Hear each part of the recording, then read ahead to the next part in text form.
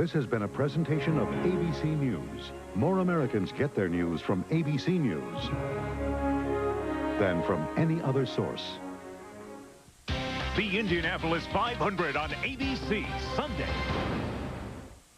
Live team coverage on the manhunt for this killer. Parents furious of firing range near children.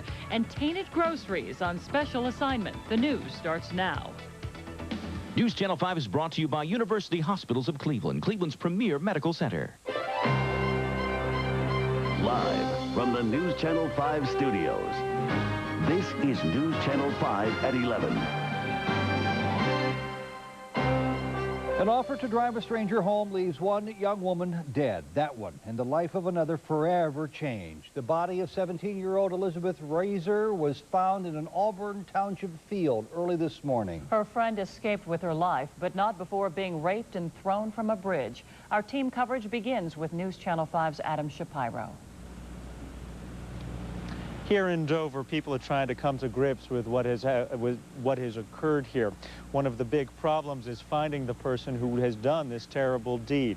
Of course, 17-year-old Elizabeth Reeser is dead tonight, and her friends are getting ready to bury her. But the police have a much more important job right now. They have 16 different agents from the FBI, the Dover Police Department, and the Tuscarawas Sheriff's Department trying to catch a killer. This evening, detectives are dusting for fingerprints the very same car Elizabeth Reeser and a friend used last night. Their ordeal began at Newtown Mall in New Philadelphia. They were leaving this Hollywood film and video when the sheriff says they found trouble. They were approached by a white male, described as being in his mid-20s. He offered the girls $20 if they would take him home, and he told them that he lived on the south side of New Philadelphia. Tonight, a witness who may have spotted the same man who lured the girls into a deadly trap went to police. When I went to the door, he looked like he wanted to look over at me, but he didn't. Looked back down again and kept standing against the doorway by the mall. And I'll never forget his eyes. He just had a real sinister look, and I walked into the mall to go to the movie and thought, that's one serious sinister looking son of a gun. It was here off Harmon Road that the killer took Elizabeth's life. Then he drove her friend to Dover, where he tried to kill her and threw her off this trestle. The sheriff calls it one of the more horrible crimes he's investigated here in Tuscarawas County. But it's a crime he hopes to solve. He knew this area well, and we feel that he was local. Now, as the sheriff said, he feels the man was local, but they haven't identified any suspects, nor have they shared with us what information they might have that would lead them to an arrest. As of yet, no arrest. Tomorrow, classes will continue here as normal at Dover High School, where Elizabeth attended class, and a lot of those students are going to be missing a friend who they cared about a great deal. With more on who Elizabeth was, Matt Callanan now joins me to tell us about how her family is reacting to all this. Yeah, Liz Reeser seemed to have so many exceptional qualities, and as you talk to her family and friends, the one consistent characteristic that comes across is her unerring kindness. And sadly, tragically, it is that kindness, the willingness to give somebody a ride, that may have cost her her life. To her, and I know that when she went through this horrible ordeal, that her faith in Jesus Christ was on top of her mind. And Liz Reeser suffered a crime so heinous, so unnecessary, her family can only pray that she died in peace. The Dover High 11th grader deserved so much more, we say, than to lose her life at the end of a dirt road. Because she always came and greeted you with a smile and a hug, and she loved every time she was with you, and in return, you loved every time you got to be with Elizabeth. Suffering from severe scoliosis, Liz still managed to volunteer at her church and was always willing to babysit. A quiet, sweet girl looking forward to college. her goal in life was to become a teacher because she loved kids so much, and that's what she was looking forward to, looking at colleges this summer, being between her junior and senior year, you know. The images of crime scene tape and family testimonials can't come close to capturing the loss of this young life, the kindness of her character. But it's the sadness of her two little brothers that says it all. The two younger ones have asked all day long, why would somebody do this to Liz? But if any good can come from their daughter's death, Elizabeth's parents hope their willingness to forgive will bring faith to a cruel man. They don't hold any malice or judgment on this man, her life. They are praying that he will be found, yes, but they are praying that he will come to know the saving grace of Jesus Christ. In Dover, Matt Callanan, News Channel 5. So now into about the 26th hour of this tragedy. Police still have not made an arrest. They're preparing for Elizabeth's funeral. And the other girl who was attacked is out of the hospital with her family, and police say she's going to be okay. Back to you in Cleveland. Thank you, Adam, very much. Thanks also to Matt tonight. I know it's been a long day for both of you. Thank you from Tuscarawas County. This is a story, of course, which we will continue to follow. Again, at this hour, the suspect remains very much at large. He's described as being a white male around 27 years of age, standing possibly 5'7". He was last seen wearing blue jeans and a dark FUBU shirt. The FBI, along with other local police, are involved in the nonstop search. You've seen the good, the bad, and the ugly of our local restaurant scene, but what about the food you bring into your home? In tonight's special assignment, investigator Tom Merriman now looks at an effort underway to improve the quality of the food which reaches your kitchen table. Picking a grocery store is a matter of trust, but sometimes it's a leap of faith. That's why the Ohio Department of Agriculture spends about $3 million protecting you from tainted food, showing up at grocery stores unannounced, writing citations, and ordering corrections. But it's a system which simply doesn't work. Our review of the State Department of Agriculture's own records reveals how some grocery stores have been ignored by state inspectors, despite a history of chronic and serious problems. Consider this Cleveland meat market. In September 1998, the state embargoed all of the food stored in a closed-down section of the building. It was infested with rodents and insects, had a caved-in ceiling, and a generally filthy condition. But after just one re-inspection, state inspectors never went back. Same with this grocery store in southwest Cuyahoga County.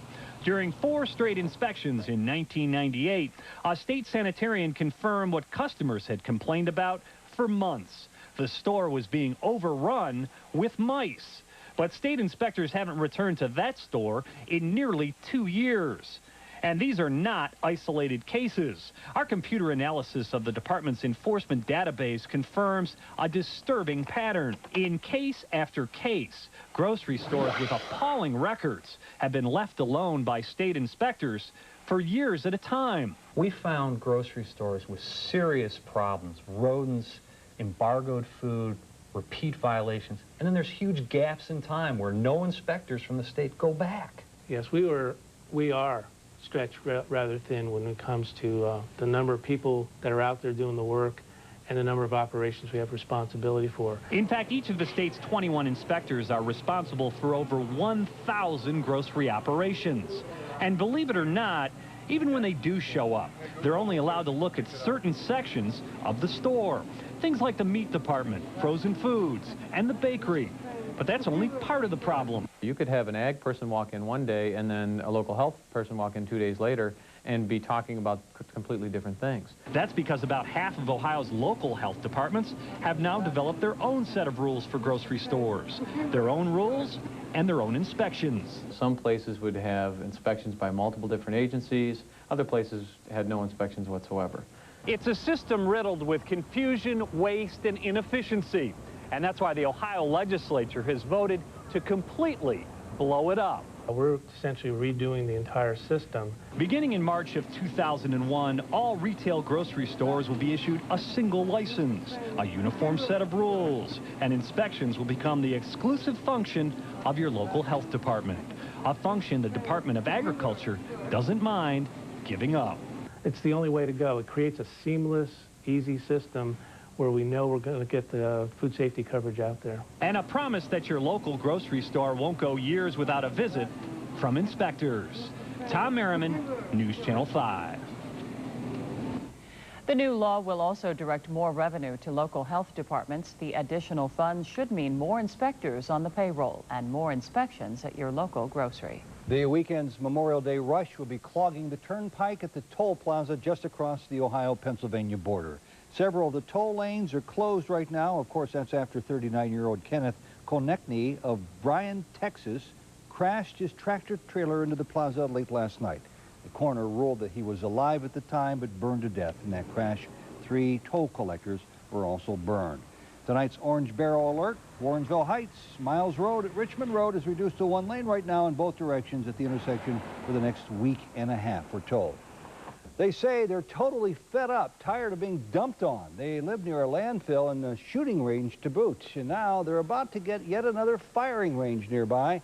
As News Channel 5's Deborah Lee tells us, they're banding themselves together to fight City Hall. Trouble is, it's not their City Hall. Akron police officers have been training at this pistol range for 46 years, and there's a group of Cuyahoga Falls residents who'd like to see them stay here. We're remaining hopeful and hoping that we can fight this to the end. Akron plans to put a new firing range on property bordering Cuyahoga Falls. The idea is to get out of the way of the nearby towpath trail that will soon be open to thousands of hikers and bikers. The new site is behind those trees over there. Melissa Wilkinson's backyard and 2 small children are on this side. This is my worst nightmare, and if something would happen to my children at any cost, I would hold them personally responsible. The residents here say they already know what it's like to have a firing range in the backyard. The Cuyahoga Falls Police Department has its firing range within earshot. You hear gunfire all the time. We just don't feel that we need another shooting range in this area. I'm not sure that there's anything else that we can do other than to try to work with them to do the best we can, which we're going to do, to mound up the sides, to put a roof over the shooting area.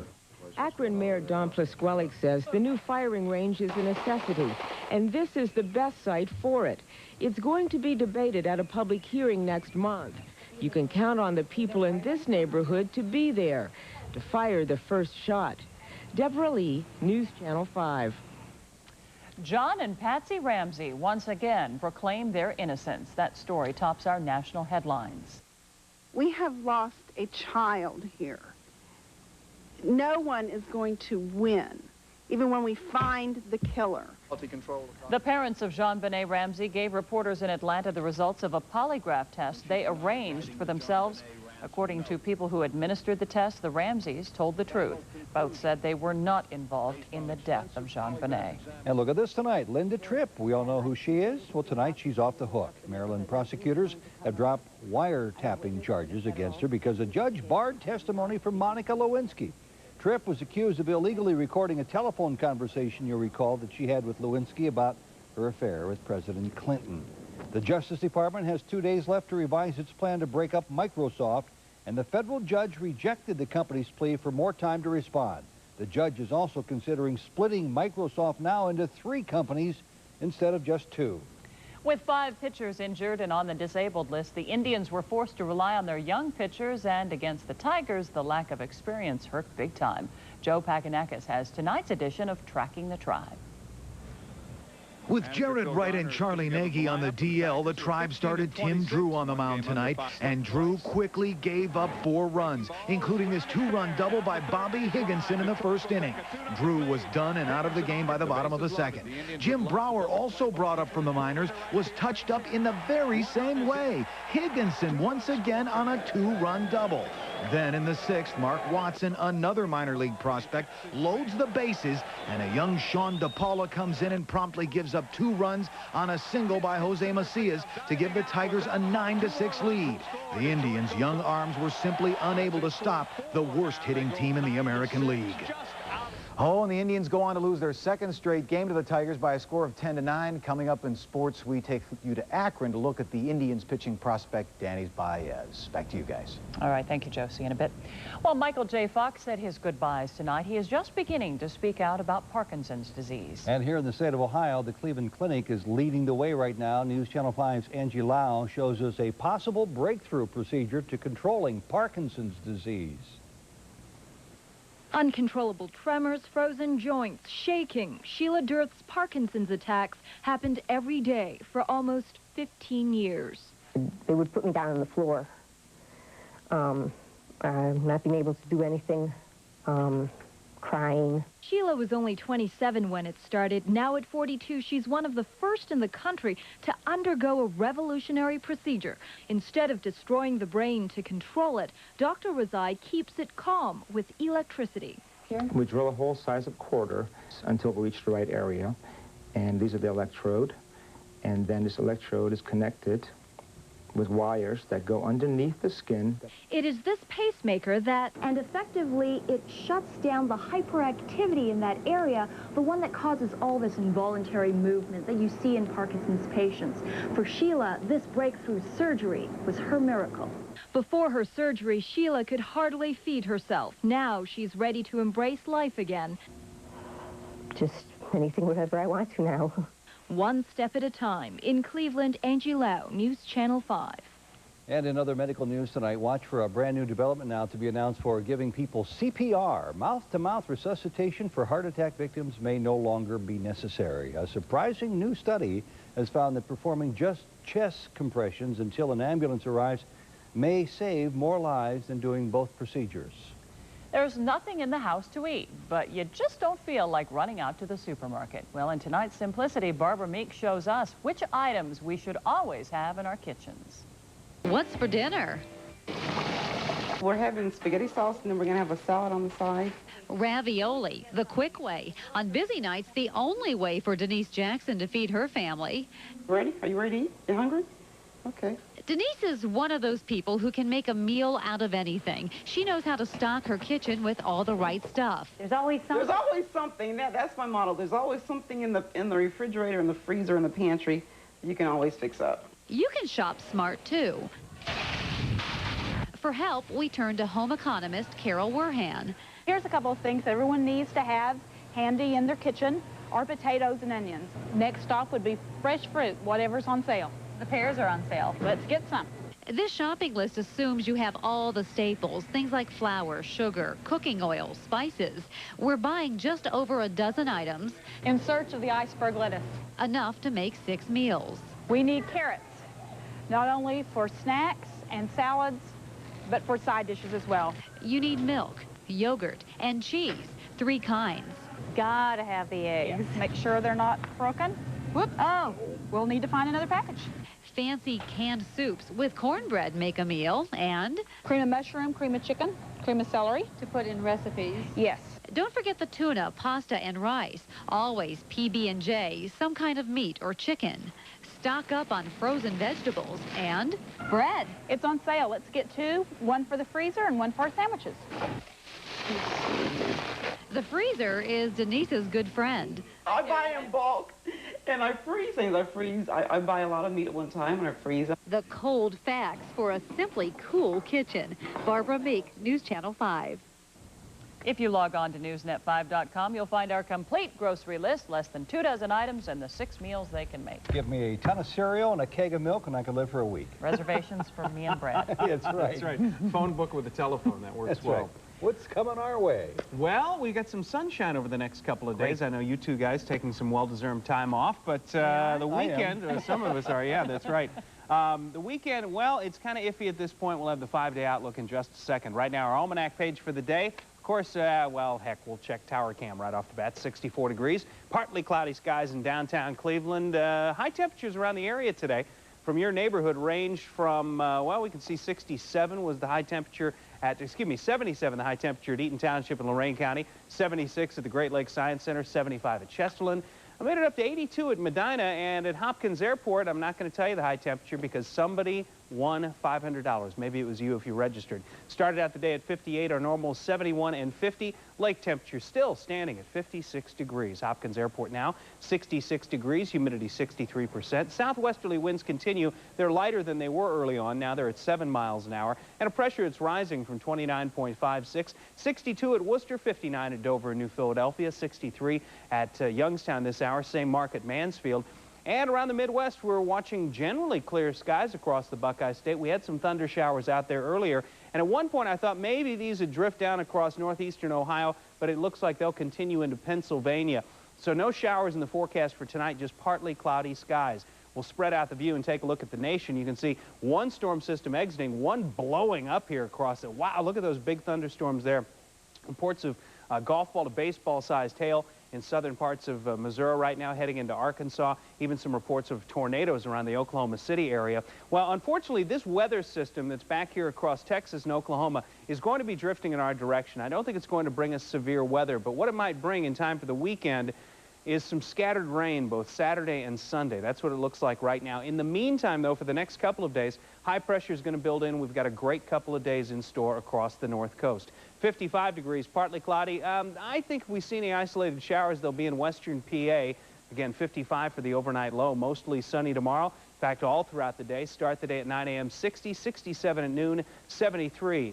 And that will be the high temperature we'll go for tomorrow. Northwesterly winds on Lake Erie tomorrow, 15 to 25, waves 3 to 5 feet. As for the 5-day forecast, 73 degrees tomorrow, 72 on Friday, lots of sunshine. Most of the day will be sunny on Saturday, then increasing clouds with a chance of showers. 70 will be the high. 65 with scattered showers on Sunday. If you have picnic plans Sunday, plan to move them inside. Monday, we'll see showers early, then some sunshine late in the day, high of 67 for Memorial Day. Our 5-degree guarantee, our forecast, 77 official high. Ooh, missed by 1, but we have a winner, and our winner tonight is Kay Henuskin. I think I'm pronouncing that properly. Probably not, though. Lives on Harlan Avenue in Cleveland, registered on Newsnet 5. You can do the same through the end of the month. Unless we hit the forecast by exactly, you're going to win yourself $500. But you have to register. There's the address on the screen or newsnet5.com. You are good. 1 degree. Thank you. Thank you, Brad. All right. Well, the murder of a girl in Dover has left that community shaken. As the news continues, our Adam Shapiro joins us again live from Dover with the latest on this developing story. Already tonight, I've gotten more than a dozen email messages from teenagers in Dover and New Philadelphia, startled and shaken by the brutal attack on 2 young women there earlier today. Let's go back now to Adam Shapiro for the very latest from that community. And Adam, I'll bet it's just going to be a very difficult night for many of the residents there.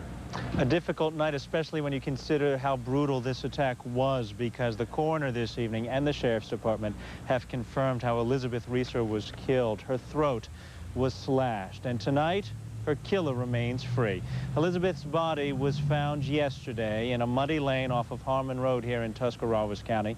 The police, along with the FBI, have released a sketch of the person they believe they are looking for at this point. But as of right now, there has been no arrest. They have fingerprinted the car that the girls were in yesterday, but they haven't said if that's been able to lead them towards a suspect and when an arrest might be made. We're in Dover, and we're going to have more tomorrow for you on the search for a killer. But right now, Ted, that's it for the story this evening. Back to you. Okay, Adam, and thank you, and we'll be right back. Stay with us. Good evening, everyone. The Indians were hoping their young pitchers could get the job done in Detroit tonight against the Tigers. Hurt his knee. Starter Tim Drew has a tough outing after being brought up from Double-A Akron, giving up 4 runs, 2 coming on this double by Bobby Higginson in the first inning. The Indians try to keep pace, hitting 3 homers in the game, including this bomb by Roberto Alomar in the third. But it wouldn't be enough as the Tigers beat the Tribe tonight. Meanwhile, would the news be any better from Akron as the Arrows send prospect Danny Baez to the mound against New Britain? Baez, in trouble in the 4th inning, gives up this homer to Jeff Smith and 3 runs. Baez, then forced to leave the game after a little high heat, produces an argument on the field. Not a good outing as the Akron Arrows lose tonight 7-4. Baez takes the loss. And in women's softball tonight, Division II regional semis, Wycliffe and Conneaut. Freshman pitcher for Conneaut, Adrian Tuttle, with a big strikeout right here. Tuttle 9-0 with a .10 ERA proves it tonight. Conneaut with some offense here, a